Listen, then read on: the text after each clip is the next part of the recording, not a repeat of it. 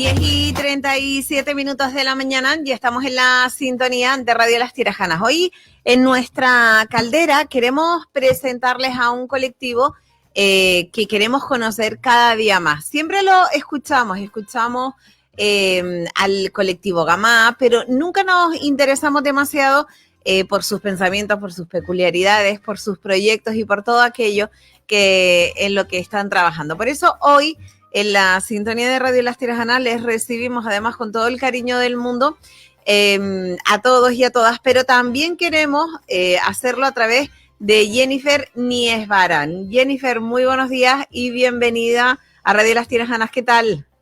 Buenos días, muchas gracias por la oportunidad de poder hablar del trabajo que realizamos desde el colectivo. No, además a nosotros nos encanta. Creo que escuchamos muchas veces ciertos colectivos que de verdad existen, pero que sí, vale, el colectivo Gamá, están ahí, pero ¿qué hacen? ¿A qué se dedican? Entonces decidimos conocerles un poquito más, porque siguiéndoles un poco, hacen cosas realmente increíbles y luchan por una serie de cuestiones que me parece que son realmente importantes hoy por hoy en la sociedad, para todos y para todas. Antes que nada, ¿estás bien? ¿Todo está bien? ¿El círculo cercano está bien?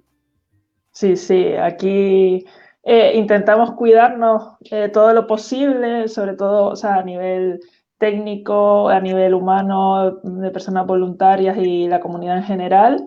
Y, por ejemplo, a nivel técnico hemos establecido grupo burbuja, entonces esta semana me toca teletrabajo, estoy atendiendo desde casa y vamos turnándonos el equipo para reducir el aforo y así cumplir con las recomendaciones sanitarias. Muy bien, y con responsabilidad, está muy bien. Nosotros también somos como una especie de grupo burbuja, ¿sabes? Estamos todo el día aquí, hacemos el teletrabajo, bueno, hacemos radiotrabajo desde Radio Las Tirajanas. Jennifer, ¿cómo prefieres que te llame? ¿Jenny o Jennifer? Jenny. Jennifer me recuerda algo muy serio. Está bien. Jenny, cosas importantes. ¿Qué es el colectivo Gamá? ¿Quiénes son? Pues a ver, nosotros y nosotras, el colectivo Gamá es el colectivo LGTB de lesbianas, gays, trans y bisexuales más antiguo de todo el archipiélago canario. O sea, oficialmente a la hora de registrarnos fuimos el primer colectivo, aunque ya había movimiento por los derechos de las personas LGTB en Canarias. O sea, ya existía gente luchando por la diversidad sexual y por el respeto a la diversidad sexual antes de la existencia del colectivo, sobre todo por la dificultad que había de poder agruparse de alguna manera. Entonces, el colectivo nace en 1994 y desde ahí hemos ido creciendo y atendiendo a las necesidades que como comunidad tenemos, ¿no? El inicio, la realidad de 1994 no es la misma realidad que 2021. Se ha luchado mucho, se ha avanzado mucho, se ha conseguido cosas, pero no está todo conseguido. Entonces seguimos ahí luchando. Muy bien. ¿Somos conscientes de la realidad en la que vivimos? Es decir, bueno, Canarias, yo creo que en Gran Canaria, vamos a hablar de Gran Canaria, somos bastante conscientes de la realidad que tenemos, que podemos elegir y que tenemos ese derecho y esa libertad de poder hacerlo. ¿Apoyan al colectivo Gamá? A ver, ¿O todavía hay mentes que dicen, no, yo mi mente no la tengo todavía abierta? A ver, el objetivo de cualquier asociación, el objetivo final de toda asociación es desaparecer, porque en la medida que cumples con el objetivo que pones como asociación, que en este caso es luchar por la igualdad social, real y legal de la comunidad LGTB, pues si eso se ha conseguido, desaparecemos, porque no sería necesario. Si seguimos aquí es porque todavía sigue siendo necesaria la existencia de un colectivo que defiende los derechos de la comunidad LGTB. Entonces, es verdad que a nivel Canarias o a nivel Gran Canaria vivimos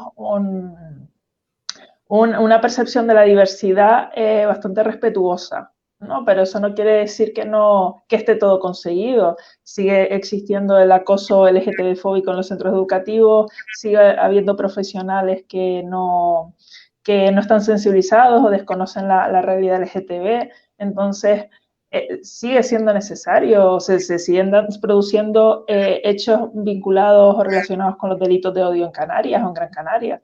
Entonces, no está todo conseguido, no está todo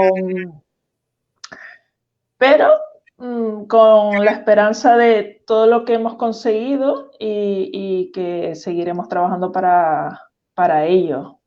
Muy bien. Es posible, porque además lo estamos viviendo, Jenny, en en estos últimos años, que en vez de ser las nuevas generaciones los que tengan esa mente, que obviamente se trata de que esta generación tenga que explicar a las futuras y tampoco explicar, lo van a ir viendo poco a poco, el que, oye, las nuevas generaciones que van saliendo, esta que, en la que estamos ahora, la nuestra de decir, oye, pues a mis hijos, a mis hijas, o a mis nietos, o a mis nietas, tengo que decirles que no, no hay por qué excluir a nadie, depende de la identidad sexual que tenga. ¿Cómo es posible que en estos últimos años estas nuevas generaciones, esta gente joven, vuelva a lo que teníamos hace, por ejemplo, mujeres y hombres, sobre todo mujeres, hace 30 o 40 años, no hace tanto? Mi madre tenía, para poder sacarse el carnet de conducir, tuvo que pedir permiso a mi padre. Eso hace 40 años. Entonces, ¿estamos volviendo otra vez con esta gente joven a ese pensamiento?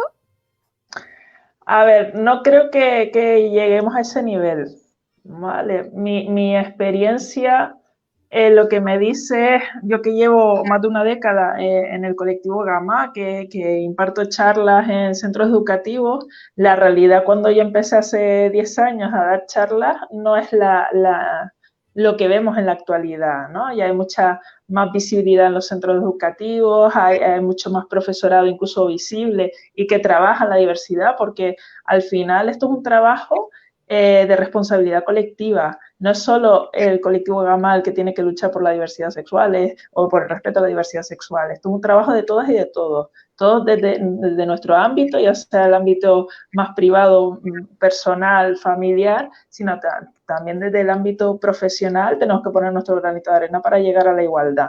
Entonces, ahora ahora vas a los centros educativos y hay mucho más piberío visible, hay parejas formadas entre el alumnado de personas del mismo sexo, que eso hace 10 años pues costaba mucho verlo. Y nos alegramos de que eso sea así. ¿Qué pasa? Una de la LGTB-fobia, que es el odio, el rechazo hacia las personas LGTB, es hijo del machismo, es una herramienta que utiliza el machismo que va en contra de todo aquello que se salga de la norma, ¿no? Las personas LGTB no salen de la norma y ahí nos vienen a señalar, ¿no? Porque no deberíamos ser así. Entonces, en la medida que somos más visibles, que vamos avanzando, también se radicaliza las formas de expresiones de odio o de rechazo, ¿no? Van cambiando, los discursos van cambiando. O sea, ya hacía tiempo que no se escuchaba eso de, bueno, en tu casa lo que quieras, pero en la calle no. Eso yo creo que hace tiempo que se había conseguido, pero, por ejemplo, hace un tiempo un partido que no vamos a nombrar, pero sabemos que es un partido de ultraderecha, lo volvieron a sacar, ¿no? En tu casa lo que quieras, pero en la calle no. La calle también es nuestra. La calle también es nuestro derecho a vivirnos de manera libre, a visibilizarnos, a si yo quiero ir con mi novia de la mano por la calle, también es mi derecho, igual que tú como hombre le das la mano a tu mujer, pues de la misma manera, ¿no? Hay cosas o argumentos que se han ido eh, derribando y hay algunos argumentos viejunos que vuelven a aparecer, pero que son sobre todo de personas que de una edad ya que necesita trabajarse el respeto a la diversidad, ¿no?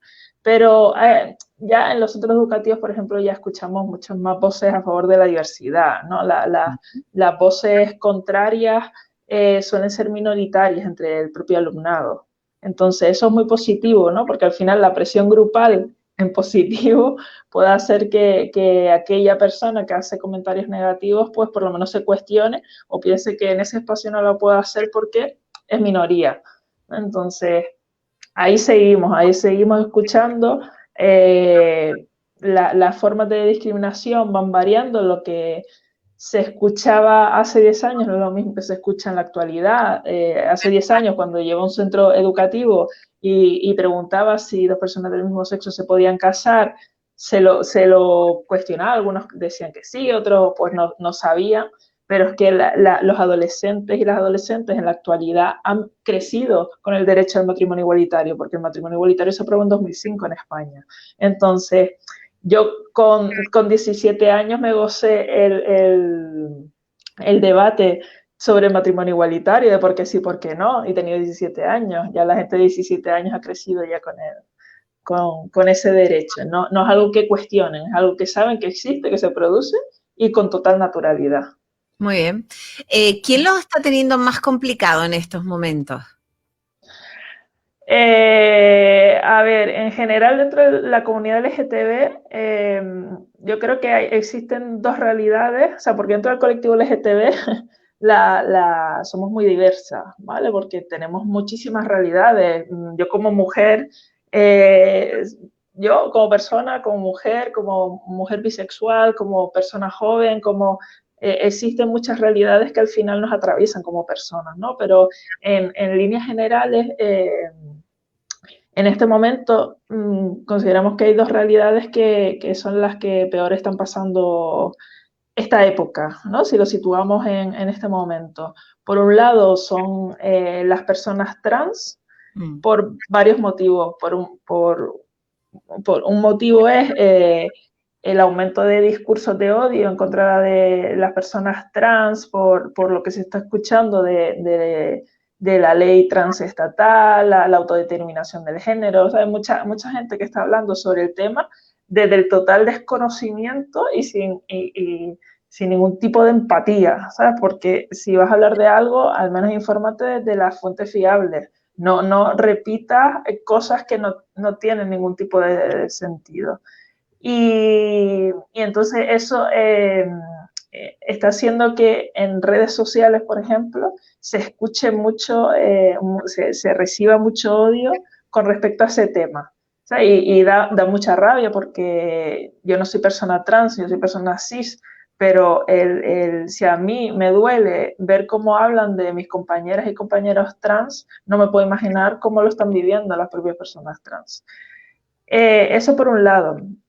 Por otro lado, las personas trans que en ejercicio de la prostitución también se están viendo muy afectadas porque durante el confinamiento, pues si ya estaban en una situación de precariedad, de recursos limitados, pues, y sin ningún tipo de regulación, pues han visto que como perfil también se ven con dificultades o con la imposibilidad de acceder a ayudas porque pues a lo mejor no pueden acceder a ayudas en alquiler porque están en un piso de prostitución, nada regulado, su ejercicio no está considerado profesión, no pueden acceder a un ERTE, por ejemplo. Entonces se ven si la fuente de recursos que tenían era variable, se vio a cero.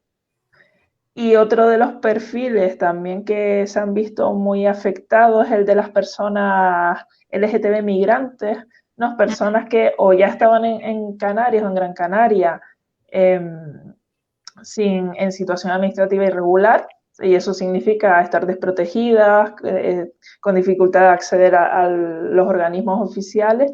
También las personas que habían llegado a Canarias para solicitar protección internacional. Hay personas que huyen de sus países de origen y que ven en Canarias un paraíso de libertad para poder vivirse, y a Canarias no llegan de distintos puntos del planeta, nos llegan desde el continente africano, desde Rusia, desde América Latina, llegan personas a Canarias huyendo de la violencia institucional, de la violencia social, incluso de la violencia familiar. ¿no? En esta crisis migratoria que estamos viviendo, hay personas que llegan en cayuco que entre los motivos para huir de su país de origen es que son personas LGTB y vivirse como personas LGTB visibles en Marruecos o en Senegal o en otros países de África puede ser sinónimo de muerte, básicamente, ya sea porque haya o de pena de cárcel. Entonces, hay esas personas que se han visto que acaban de llegar o llegaron justo antes del confinamiento, se vieron con las entidades y organismos saturados, con dificultad de poder iniciar el proceso de asilo. Entonces son dentro del colectivo LGTB las realidades que más se están viendo afectadas. Sobre todo porque hay como dos momentos, ¿no? El momento confinamiento y el momento post-confinamiento, ¿no? Porque en el post-confinamiento, pues la gente puede salir y puede volver a buscarse la vida en la medida de sus posibilidades.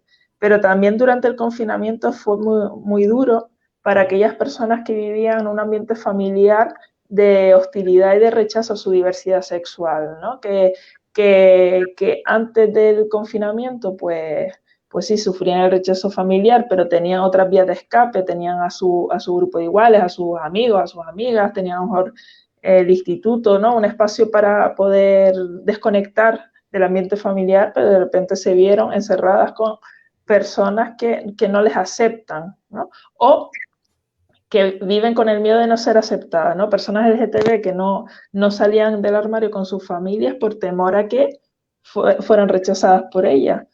Y hemos tenido de todo, experiencias de todo tipo, personas que durante el confinamiento se visibilizaron con su familia y ha ido todo genial, ¿no? Que es lo que debería ser realmente. Pero hay otras personas que lo han tenido más complicado. ¿En qué proyectos está ahora mismo el colectivo Gamma?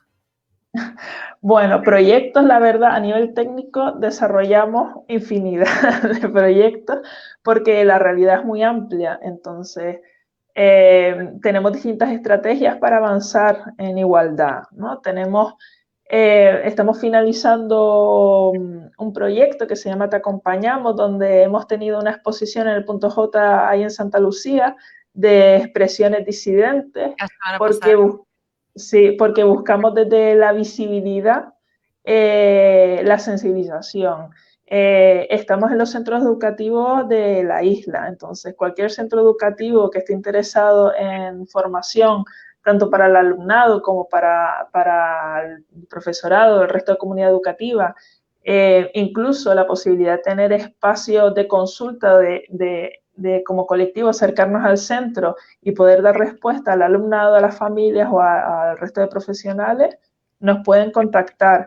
Tenemos un proyecto específico dirigido a mayores LGTB porque en 2018 lanzamos una iniciativa que fue pionera en el archipiélago dirigida a la atención de mayores LGTB porque ya las personas mayores en sí ya tienen su propia realidad, la soledad no deseada, ¿no? Que es sobre todo lo que sufren, pues las personas LGTB, o sea, las personas mayores LGTB también sufren la soledad no deseada, pero partiendo de la imposibilidad de haberse vivido de manera libre, la imposibilidad de haber regulado su pareja de manera oficial, porque el matrimonio no llegó hasta el 2005, la dificultad, pues a lo mejor de haber creado tu propia familia. Entonces, las personas mayores LGTB sufren una discriminación concreta. Entonces, desde el colectivo, pues ofrecemos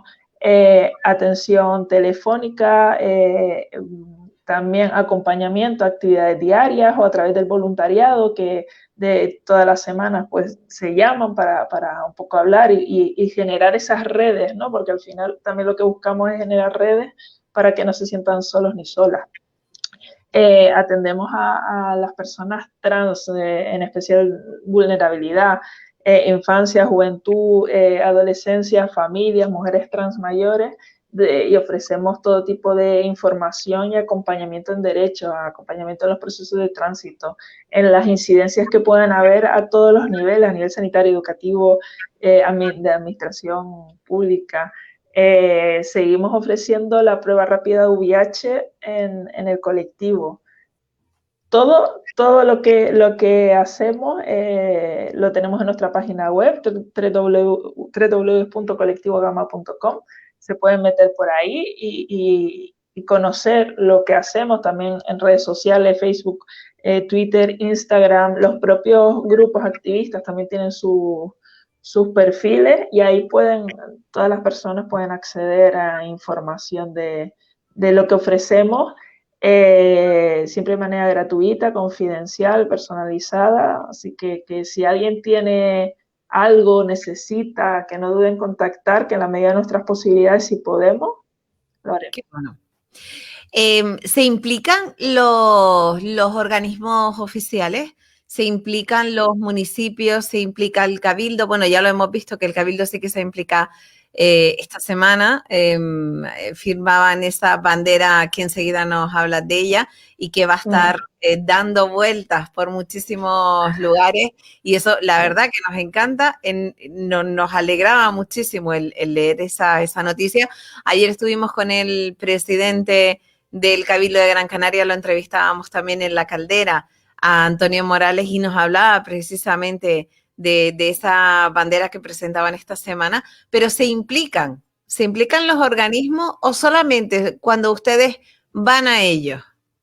Porque una cosa es que ellos vengan a buscarles, que sería lo más normal, de decir, oye, quiero esto en mi municipio, quiero enseñarlo a todos los habitantes, a todos los vecinos y vecinas. ¿O son ustedes?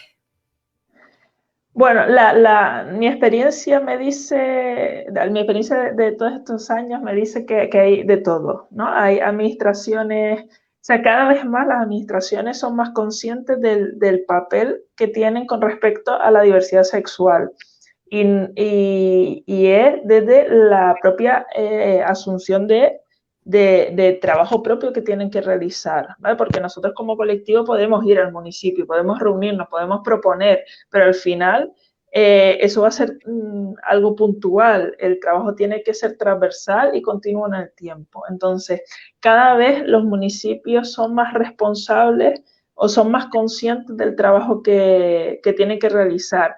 También eso es fruto de haber trabajado con los municipios desde hace años para ser consciente, ¿no? De formar a la administración local, a los ayuntamientos, hacer iniciativas y que ellos y ellas continúen. Entonces, cada vez más la administración local, los municipios, los ayuntamientos, el cabildo y el gobierno de Canarias son conscientes de ello y empiezan a hacer su trabajo de los últimos años a ahora, ¿no? Y además plasman sus compromisos en mociones, plasman su compromiso en firmas de bandera, porque desde la Federación Estatal a la que nosotros pertenecemos, junto a Fundación Triángulo y Crisalis, se ha lanzado una campaña para unar apoyos a la ley trans que se ve envuelta en este momento en un fango de desinformación y requiere que las personas trans y la comunidad LGTB sientan el compromiso de la administración. Esta campaña empezó en La Palma el martes, el miércoles estuvo en Tenerife por la mañana, en Gran Canaria por la tarde, siguió a Lanzarote, sigue a Fuerteventura y luego seguirá hacia la península, donde se va recogiendo el compromiso de las administraciones públicas a través de su firma en una bandera enorme de 5 metros que recorrerá toda España para eso, ¿no? Tener la sensación de unidad y de blindaje de los derechos de las personas trans, porque al final muchos de los discursos que se oyen en contra de las personas trans las deshumaniza, ¿no? Es como si no fueran personas, ¿no? Como si no existieran y como si fueran teorías o fueran realidades que no se materializan en una persona humana. Una persona humana de distintas edades, porque nosotros acompañamos a personas trans desde 3, 4, 5 años hasta 70. O sea, las realidades son diversas y es una de las letras dentro de la comunidad más castigadas de desempleo, de abandono escolar, entonces requiere de medidas a nivel administrativo que protejan el desarrollo integral de una persona trans. Me parece muy bien. La verdad es que nosotros aquí en Radio Las Tirajanas hemos hablado muchas veces con Eva Pascual, hemos hablado de Crisalis y nos Sí. interesamos muchísimo también. Por eso hoy queríamos hablar también con ustedes, con el colectivo Gamá, conocerlos un poquito más, porque a todo el mundo le suena siempre colectivo Gamá, pero después no sabemos realmente bien la realidad y nosotros queríamos darles esa visibilidad. Que vamos a seguir haciéndolo desde Radio Las Tirajanas siempre. Esta casa. Es que es importante también estos espacios para poder llegar a la ciudadanía desde distintas perspectivas, ¿no? A través de una exposición en el punto J, como la firma en el Cabildo y el Gobierno de Canarias de esa bandera trans, pero también los medios de comunicación tienen una función importante de informar, de formar y de sensibilizar. ¿Qué es lo más próximo? Porque yo me imagino que ahora Jenny estarán trabajando de cara a, según estemos en los niveles, y todo ahora, bueno, vamos a ver qué va a pasar el próximo mes, vamos a ver qué va a pasar el siguiente mes. Yo me imagino que proyectos a largo plazo, pero que se van cumpliendo a corto. ¿Cuál es el más corto que tenemos, aparte de esa bandera que está dando la vuelta a nuestro país? A ver, sobre todo reajustándonos a nivel equipo técnico porque nos toca eso, la elaboración de los nuevos proyectos ya de este año, ya la mayoría lo tenemos elaborados para su desarrollo, pero también el rearme de la parte activista de los distintos grupos que existen en el colectivo, porque también se vieron muy afectados durante el confinamiento, la imposibilidad de reunirse en gran grupo, ¿no? Como la pérdida de ese calor, ¿no? Que nos da el activismo cuando podemos unirnos. Entonces, sobre todo trabajar también de cara a la comunidad, pero también de cara a nosotros y nosotras de poder rearmarnos. Y en principio ya las fechas siguientes señaladas, pues tenemos el Día contra la LGTB-fobia en mayo, luego ya en junio tenemos el Día del Orgullo, que iremos ajustándonos según las circunstancias que tengamos. El año pasado no pudimos celebrar el orgullo, como solemos hacerlo en calle, con manifestación, con cultura, con arte, con ocio, con deporte, no lo pudimos hacer. Este año no sabemos si vamos a poder hacerlo igual, que me imagino que las circunstancias no lo van a permitir, pero tenemos la experiencia de todo un año de teletrabajo y de trabajo online, entonces desde ahí seguramente, posiblemente, podamos lanzar algo. Fíjate, porque Jenny siempre cuando pensamos en celebrar el Día del Orgullo, solamente se piensa en una cabalgata. Fíjate qué cosa qué pensamiento tenemos en ese sentido, que se celebra durante todas estas semanas, se celebran un montón de actos, pero todo el mundo piensa nada más que en esa cabalgata que se hace en muchísimos lugares de España y del mundo entero. Pero sí es verdad que no nos fijamos en que, oye, no, que es que celebramos una semana entera con un montón de actos y con un montón de actividades, que no solamente es esa cabalgata. Claro, y que una de las formas importantes de transmitir la información es que no es una cabalgata, es una manifestación, una reivindicación política.